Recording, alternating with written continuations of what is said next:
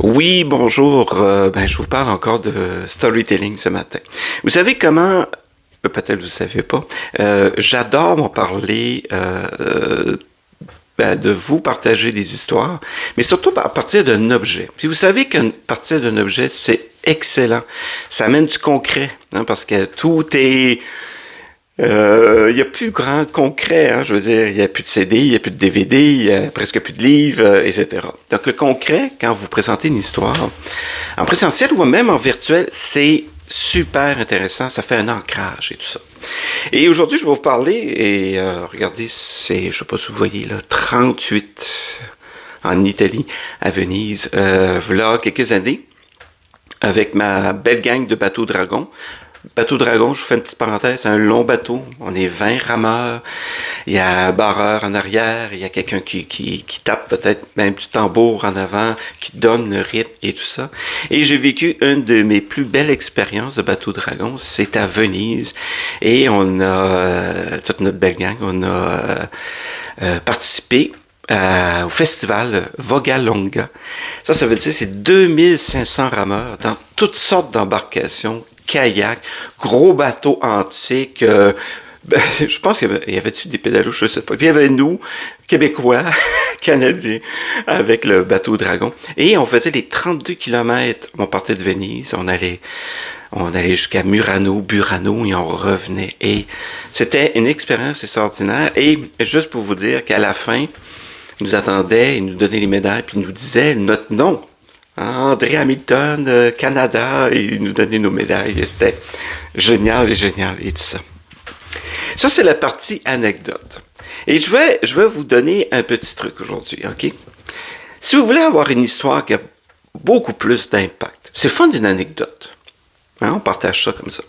Mais si je veux raconter cette histoire-là avec beaucoup plus d'impact, je vais prendre un angle bien spécifique.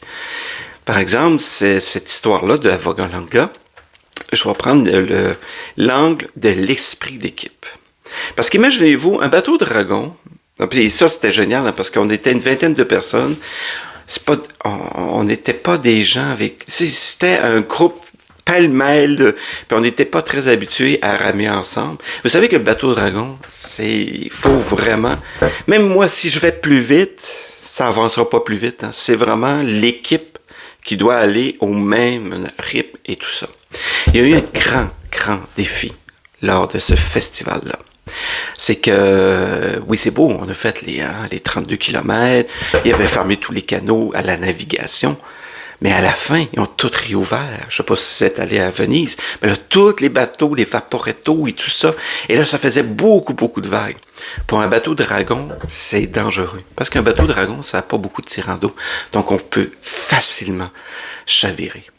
Mais il n'y a pas eu de panique. Hein? Le barreur et la personne qui est en avant, elle dit on prend ça relax, on va y aller ensemble, et là on suivait un rythme ensemble. C'est ça le travail d'équipe. Et un travail d'équipe, je pense que souvent c'est à la fin d'un projet, à la fin du travail, que c'est important de continuer de travailler à l'unisson et de retrouver cette énergie-là pour mener à terme. Parce que nous, on devait ramener le bateau dragon et on devait refaire le canal en envers. Donc, on s'est rajouté plusieurs kilomètres.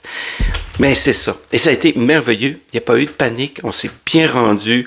Ça a été challengeant. Il y a eu beaucoup de vagues. Je vous mens pas. C'était un défi. Et quand le barreur ou la personne en avant voyait que on était déstabilisé, elle revenait à son compte et on était toujours à l'unisson. C'est comme ça. Pour moi, c'était une belle leçon de travail d'équipe.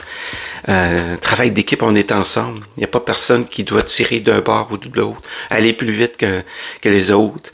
Et le plus important, c'est que c'est les derniers 1000 qui sont les plus importants. C'est là que c'est important d'être vraiment unis, de vraiment être liés pour mener à terme notre projet.